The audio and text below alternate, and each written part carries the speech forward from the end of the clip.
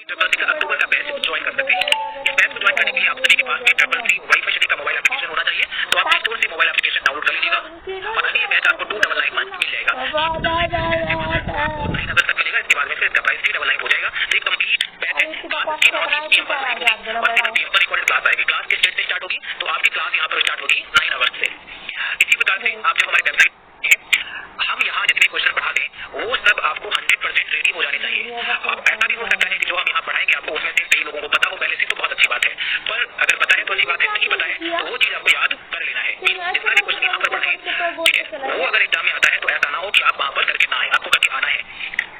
और अभी ये जो क्लास आपकी चलेगी हम जल्दी ही आपका टेस्ट भी करवा देंगे, ठीक है। तो आपको 1 वीक क्लास कराने के बाद में एक टेस्ट भी हम कराएंगे, उससे देखेंगे कि आप लोग कितना पढ़ रहे हो। देखो पीटीए का मतलब होता है टीडीओ, ग्राफिक्स मैंने यहाँ दिया है, विजुअल ग्राफिक्स मैंने यहाँ दिया है, वोलेटाइल दिया है, वीडियो देखो कौन सा करेक्ट आंसर हो जाएगा?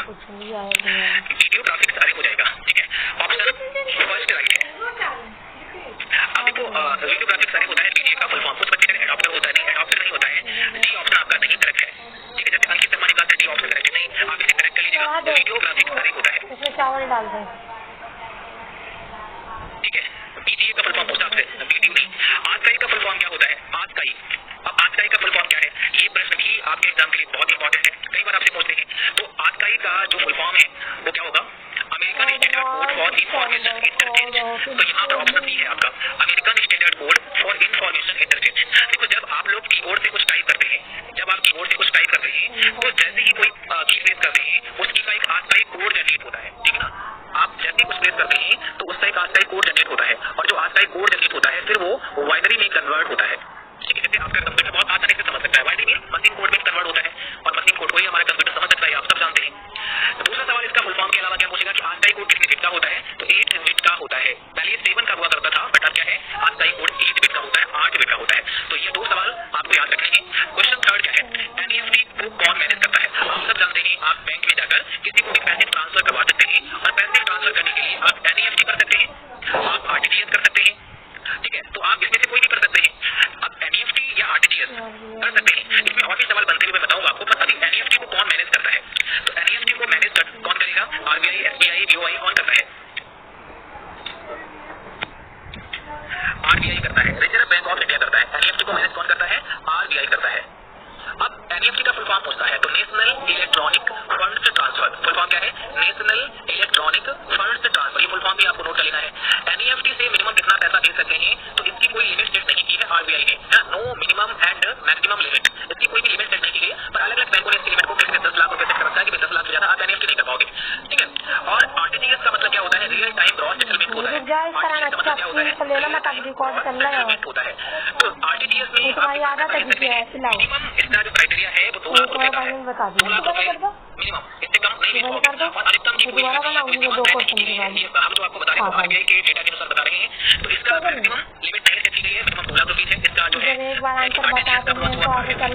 इसमें अलग अलग बैच लाइक क्या है तो आप लाइक भी कर दीजिएगा, और जो साथी चैनल पर नए हैं तो आप सब्सक्राइब करके बेल आइकन की प्रेस कर लीजिएगा ताकि रेगुलर आपको क्लास मिलते रहे। फाइल ट्रांसमिशन मतलब होता है file transfer protocol. File transfer protocol यहाँ पे हो जाएगा ऑप्शन डी करेक्ट। होता है पेस्ट स्पेशल की शॉर्टकट की क्या होती है? कंट्रोल प्लस एक तो होता है पेस्ट और एक होता है पेस्ट स्पेशल। आपको पार्टी कंट्रोल प्लस भी हो गई, 8:30 PM पर क्लास की टाइमिंग है, आपको रेगुलर 8 पर क्लास मिलेगी। कंट्रोल शिफ्ट और भी होता है पेस्ट स्पेशल की शॉर्टकट की।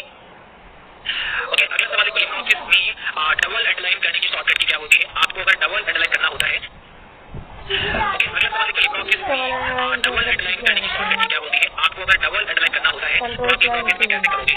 जल्दी से जवाब दीजिएगा। बहुत बढ़िया, एकदम सही आंसर आप सब दे रहे हो। ऐसे ही कोशिश करो कि आंसर आपका गलत ना हो, है ना। कोशिश करना है कि आपका आंसर गलत नहीं होना चाहिए। राहुल के साथ ही अभी कंफर्म है नहीं कि आपका प्रवेश पत्र कब आएगा, पर मुझे लगता है कि 8-10 अगस्त के आसपास में अपडेट आएगा आपके एडमिट कार्ड को लेकर, और आ ही जाना चाहिए। कंट्रोल डी यहाँ पर ऑप्शन की तरफ है। कंट्रोल डी से हम डबल अंडरलाइन करते हैं, और सिंगल अंडरलाइन करना है तो कंट्रोल डी दबाते हैं, अंडरलाइन दबाते हैं। इसके लिए क्या होगा? डबल करेगा, 2 लाइन कर देगा। दुनिया में पहला स्मार्टफोन कब लॉन्च किया गया था? वर्ल्ड का पहला स्मार्टफोन कब लॉन्च हुआ था? दुनिया का पहला स्मार्टफोन किसने लॉन्च किया था? हो सकता है अपडेट हो गए, पर अगली बार आपको समझ आना है। और हम कब लॉन्च हुआ था? जुलाई का रिजल्ट वही 15-20 अगस्त के आसपास आएगा।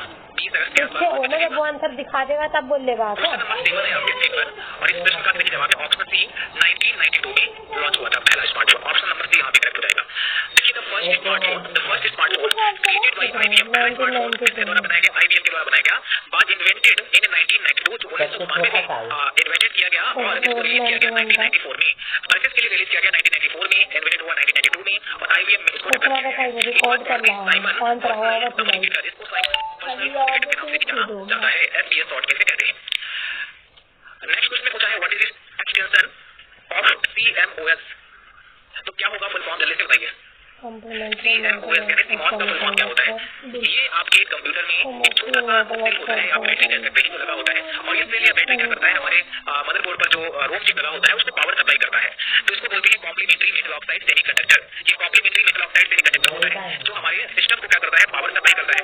आपसे एक सवाल और पूछता है एग्जाम में, एक सवाल और आपसे एग्जाम पूछता है संदीप कुमार तिवारी जी, मैं भी आपको व्हाट्सएप नंबर दे दूंगा, आप थोड़ा वेट करिए। एक और आपसे सवाल पूछता है, वो सवाल क्या है कि आपके कंप्यूटर में जो डेट एंड टाइम होता है वो चेंज क्यों नहीं होता, मीन वो डेट एंड टाइम जो है वो अपडेट कैसे होता है? जैसे मान लिया आपने आज, तो ऐसा क्यों होता है? ऐसा इसलिए होता है CMOS का एक पावर सप्लाई मिलती रहती है और लैंग्वेज और इसको किसने डेवलप किया है। चलिए मैं व्हाट्सएप नंबर आपको दे देता हूँ। तो इतनी देर से क्या कर रहा, मुझे तो उतारे में बहुत देर हो गई। ठीक है, मैंने आपको कमेंट बॉक्स में लाइव कमेंट में आपने लिंक ऐड कर दिया है व्हाट्सएप का, अच्छा, हमारे चैनल से भी जुड़ सकते हैं, यहाँ पे मैसेज भी आप कर सकते हैं, पिन कर दिया है। लिंक को हम लिंक ओपन करेंगे, जैसे क्लिक करेंगे तो सीधे आप व्हाट्सएप पे आ जाएंगे। मुझे 15 मिनट हो गए उतारे में। ठीक है, चलो अगला क्वेश्चन देखिएगा। यहाँ पर इस क्वेश्चन का क्या आंसर है आपका? Grace Mary Cooper, first option correct हो जाएगा, ग्रेस मैरी कूपर। अब हो सकता है आपसे कोबाल्ट का फुल फॉर्म भी पूछ ले, तो common business oriented language full form बहुत इंपॉर्टेंट है, अक्सर पूछता है एग्जाम में। अब देखो एक और आता है IEEE का फुल फॉर्म पूछता है, तो IEEE का फुल फॉर्म क्या है? Institute of electric and electronic engineers. ठीक है, institute of electric and electronic engineers की फुल फॉर्म है आपका। अगला सवाल है दुनिया का पहला माइक्रो प्रोसेसर कौन है? Electronic engineers. ठीक है, institute of electric and electronic engineers की फुल फॉर्म है आपका। अगला सवाल है दुनिया का पहला माइक्रो प्रोसेसर कौन है? कौन सा है दुनिया का पहला माइक्रो प्रोसेसर कौन सा है? आंसर तो क्या होगा इसमें करेक्ट आंसर? तो इंटेल 4004 नाम से फर्स्ट माइक्रो प्रोसेसर था, इंटेल 4004। निम्न में किस संख्या पद्धति में आंकड़े निरूपित करने के लिए केवल 2 भिन्न प्रतीकों का इस्तेमाल होता है? केवल 2 भिन्न प्रतीकों का इस्तेमाल होता है, तो इसका सही जवाब क्या है? कमेंट बॉक्स में आप लोग करेंगे। ठीक है, राइट आंसर आप कमेंट बॉक्स में भेजेंगे। इस प्रश्न का सही जवाब है option C, binary number system. इसमें क्या होता है? 0 होता है और 1 होता है, तो ये किसमें होता है? बाइनरी नंबर सिस्टम में होता है। देखो हमारा जो सिस्टम है, हमारा जो कंप्यूटर है, उसकी जो लैंग्वेज है वो कौन सी है? मशीन लैंग्वेज है। वो केवल और केवल मशीन भाषा को ही समझ सकता है और जो मशीन लैंग्वेज है इसमें जो कोड लिखे जाते हैं वो 0 1 की फॉर्म में होते हैं, तो इसी को क्या बोलते हैं? बाइनरी डिजिट कह सकते हैं या बाइनरी कोड कह सकते हैं, है ना। 0 1 की फॉर्म में जो कि कोड होता है वो बाइनरी कोड होता है। अगला देखो क्या है? IPv4 एड्रेस की लंबाई कितनी है, लेंथ कितनी है? IP के बारे में आपसे सवाल होता है। IP का मतलब होता है इंटरनेट प्रोटोकॉल और IPv4 होता है, V4 का मतलब होता है वर्जन 4। क्या होता है? जैसे यहाँ लिखा IP, V मतलब वर्जन 4, एक IPv6 होता है। तो IPv4 एड्रेस कितने बिट का होता है? 32 बिट का होता है। 6 अगर आपसे पूछ लिया जाएगा तो 128 बिट का होता है। ठीक है, अब कभी यहाँ बिट पूछते हैं, कभी यहाँ बाइट पूछते हैं, तो जैसे यहाँ पर बिट में दे रखा है, अगर आपसे कभी पूछे कि कितने बाइट का होता है, IPv4 कितने बाइट का होता है, तो 32 बिट का है, बाइट पूछे तो 8 से भाग कर दो तो 4 बाइट निकल के आ जाएगा। इसको 8 से भाग कर दोगे तो 16 बाइट निकल के आ जाएगा, 16 बाइट का करीब बन जाएगा। तो 3 बाइट आप अपने आप देख लीजिएगा। POS का मतलब क्या होता है? पॉस। कई बार आप जब कहीं जाते हैं, किसी मॉल वगैरह में जाते हैं, है ना, शॉपिंग करने, तो अक्सर आप जब बिल पेमेंट करते हैं तो एक काउंटर पर जाते हैं और उस काउंटर पर जाने के बाद में जैसे यहाँ पे काउंटर है ना, यहाँ पर एक कैशियर बैठा हुआ है, आप यहाँ बिल पेमेंट करने के लिए जाते हैं, तो यहाँ पर एक छोटा सा मशीन भी होता है, कार्ड स्वाइप करने वाला मशीन होता है, सिस्टम होता है, हार्डवेयर एंड सॉफ्टवेयर सब होता है। तो ये पूरा एरिया क्या कहलाता है? पॉस कहलाता है। इसको बोलते हैं point of sale, point of sale. तो पॉइंट ऑफ सेल इसको बोलते हैं और एक छोटा सा मशीन जहाँ से आप कार्ड स्वाइप करके पेमेंट कर सकते हैं, तो ये सब मिलाकर के क्या है? पॉइंट ऑफ सेल है, इसी को बोलते हैं पॉइंट ऑफ सेल। एक सवाल और बनता है पॉइंट ऑफ सेल में क्या क्या शामिल है? तो पॉइंट ऑफ सेल में हार्डवेयर भी शामिल है प्लस सॉफ्टवेयर भी शामिल है, दोनों ही शामिल है पॉइंट ऑफ सेल में। कैल्क स्प्रेडशीट में जब कोई नंबर टाइप करते हैं तो सेल का अलाइनमेंट क्या रहता है? आप लिब्रियोफिस कैल्क में जाइए और लिब्रियोफिस कैल्क में जब आप जाएंगे तो किसी भी सेल में कोई भी नंबर टाइप करोगे, जैसे मैं दिखाता हूँ, यहाँ पे ऐसे कॉलम है और ऐसे आपके रोज हैं। कॉलम का नाम रखा ABCD, रोज का नाम रखा 1 2 3 4। आप यहाँ पर किसी भी सेल में कोई नंबर टाइप किया तो मैंने नंबर यहाँ टाइप किया, तो आप बताओ नंबर क्या ये राइट साइड में टाइप होगा या यहाँ नंबर टाइप किया तो ये लेफ्ट साइड में टाइप होगा? ये पूरा हमारा सेल है, इस सेल के किस तरफ नंबर टाइप होगा? किस तरफ नंबर टाइप होगा? तो इस प्रश्न का राइट आंसर क्या है? जब भी आप कोई नंबर टाइप करते हैं वो नंबर किस साइड में टाइप होता है? राइट। तो याद रखना है जब भी कोई न्यूमेरिक वैल्यू होगी वो राइट साइड में होगी, वो दाहिने तरफ सेल के राइट साइड में यहाँ का 4 ठीक है। पर जब कोई भी आप अल्फाबेट टाइप करते हैं तो वो हमेशा लेफ्ट साइड में टाइप होगा, जैसे आप ए से या ए आपका लेफ्ट साइड में रहेगा, बट कोई न्यूमेरिक वैल्यू होगी वो राइट साइड में रहेगी। अगला सवाल है URI का फुल फॉर्म क्या होता है? आपसे क्या पूछा गया है? URI का फुल फॉर्म बताइए क्या होगा? 3 जुलाई का जो एग्जाम का रिजल्ट है वो मुझे लगता है 15 अगस्त के बाद आएगा। आइडेंटिफायर। अगस्त के एग्जाम का डेट अभी टेक्निकल चीज कुछ कंफर्म है नहीं, तो अब अगस्त से मुझे बता नहीं सकते हैं, आपको कोई अपडेट भी आया है नहीं वैसे, पर मेरा आइडिया है जहाँ तक वो 15 के बाद होना चाहिए। अब अपडेट आएगा पहले भी हो सकता है, ये मैं कंफर्म नहीं करता हूँ, जब आप सोचो तो बता दिया 15 के बाद होगा, पता लगा 2 दिन के बाद में आ जाए अपडेट आपको कि एग्जाम स्टार्ट हो गया, तो कुछ कह नहीं सकते, पर एक आइडिया मैं बता रहा हूँ कि 15 के बाद होना चाहिए मेरे अकॉर्डिंग। यहाँ URI का फुल फॉर्म क्या है? Uniform resource identifier. तो करेक्ट आंसर पहला है यूनिफॉर्म रिसोर्स आइडेंटिफायर। क्वेश्चन 17 कहता है OLX किस प्रकार की साइट है? OLX किस प्रकार की साइट है? OLX किस प्रकार की साइट है? इसका सही जवाब है ऑप्शन नंबर बी। देखिए OLX किस प्रकार की साइट है? कस्टमर टू कस्टमर या कंज्यूमर टू कंज्यूमर भी कह सकते हैं, B2C की कैटेगरी में आ जाती है। B2C क्या होता है? जहाँ बिजनेस और कस्टमर आपस में कनेक्ट होते हैं, तो ये B2C बिजनेस टू कस्टमर हो गया। एक हो सकता है B2B हो सकता है। तो B2B क्या होता है? जब कोई दो कंपनी आपस में कोई प्रोडक्ट परचेज करती है, सेल करती है, वो आपस में करती है, तो वो B2B हो गया। जैसे इससे संबंधित सवाल आता है, बड़ा जाना पहचाना सवाल है और लगभग पूछता है एग्जाम में आपसे, क्या पूछता है कि एक मारुति कंपनी ने वो जो इसका ये ग्लास डाला ना, आपको DES का फुल फॉर्म पता है? जिसका मतलब होता है data encryption standard. Secure site में चार्ट इंसर्ट करने के लिए किस टूलबार का इस्तेमाल करते हैं? आप चार्ट कैसे डाल सकते हो? चार्ट को इंसर्ट करने के लिए कौन से टूलबार का इस्तेमाल करते हैं? बताया तो हमने अभी स्टेज का एग्जाम समझा 15 के बाद होगा मुझे लगता है। तो चावल डालना उसमें। अरे वो तो पहले एग्जाम के साथ में होगा, जब भी आपका ट्रिपल सी का होगा तभी प्लस का होगा। TLC एग्जाम सब साथ साथ होते हैं, है ना? ये कैसे एग्जाम होते हैं? TLC। तो TLC में आपका ट्रिपल सी आ जाता है, BCC आ जाता है ना? ट्रिपल सी प्लस आ जाता है, साथ साथ ही होते हैं। राइटर में चार्ट इंसर्ट करना है, तो चार्ट इंसर्ट करने के लिए हम कई बार बताए हैं स्टैंडर्ड टूलबार पर जाना होता है। ऑप्शन क्या होगा यहाँ पर? बी करेक्ट होगा। अब देखो नवीन जी ने कहा सर बी ऑप्शन करेक्ट है, बट अधिकांश बच्चों ने पहला ऑप्शन बताया। काजल ने कहा सर बी ऑप्शन करेक्ट है, उनका राजकुमार पाठक का ऑप्शन बी है। चलिए, बट वो बच्चे कह रहे हैं ऑप्शन नंबर डी है पहला, फर्स्ट ऑप्शन बता रहे हैं, वो भी गलत है। स्टैंडर्ड टूलबार पर होता है, बहुत सारे आइकन मिलते हैं यहाँ पे, और जितने आइकन होते हैं वो सब स्टैंडर्ड पर ही देते हैं। तो स्टैंडर्ड टूलबार पर बने आइकन से भी आप कॉपी पेस्ट कर थोड़ा सा कुछ कर सकते हो। सर्वर से क्लाइंट अनुरोध के मामले में क्लाइंट और सर्वर के बीच मध्यस्थ के रूप में कौन काम करता है? देखो सर्वर और क्लाइंट, ठीक है, अनुरोध के मामले में जब क्लाइंट सर्वर से किसी फाइल का अनुरोध करता है, जब क्लाइंट सर्वर से किसी फाइल का अनुरोध करता है, तो मध्यस्थ के रूप में कौन काम करता है? बीच में switches, router, firewall, proxy server. तो इसका सही जवाब है ऑप्शन डी, प्रॉक्सी सर्वर के बीच में काम करता है। निम्न में कौन सा ऑपरेटिंग सिस्टम नहीं है? कौन सा ऑपरेटिंग सिस्टम नहीं है? ऑपरेटिंग सिस्टम नहीं बता, कौन सा ऑपरेटिंग कौन सिस्टम सा ऑपरेटिंग सिस्टम नहीं है? इसका सही जवाब क्या होगा? MS DOS है, विंडोज है, ओपेरा है, लिनक्स है। MS DOस आप जानते हैं, ठीक है, विंडोज आपको पता है, ओपेरा लिनक्स आपको पता है। ओपेरा क्या है? एक प्रकार का ब्राउजर है। तो राइट आंसर यहाँ पर सी हो जाएगा। असेंबलर सोर्स कोड को सहेजने के लिए किस फाइल फॉर्मेट का इस्तेमाल करता है? असेंबलर सोर्स कोड सहेजने के लिए कौन सा फाइल फॉर्मेट होता है? .asm होता है, .asm होता है। डिजिटल लॉकर में फाइल फॉर्मेट का इस्तेमाल करता है।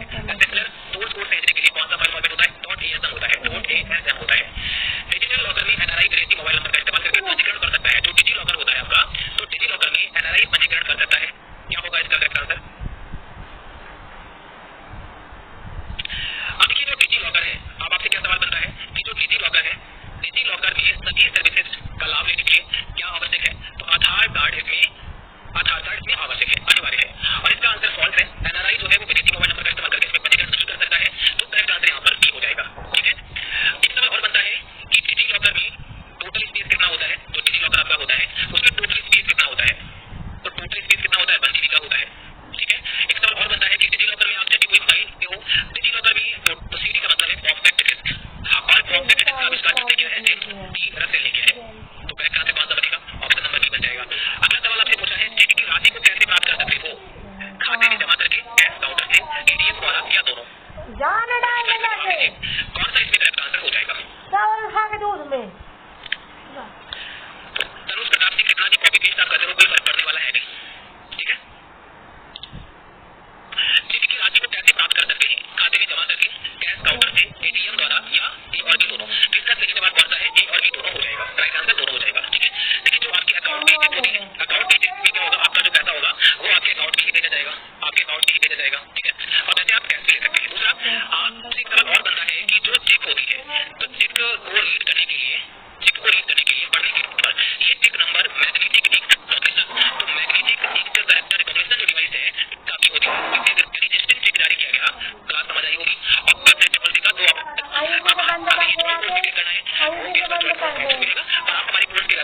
रहेंगे। अब यहाँ प्रोसेस में जाना है, इसके बाद में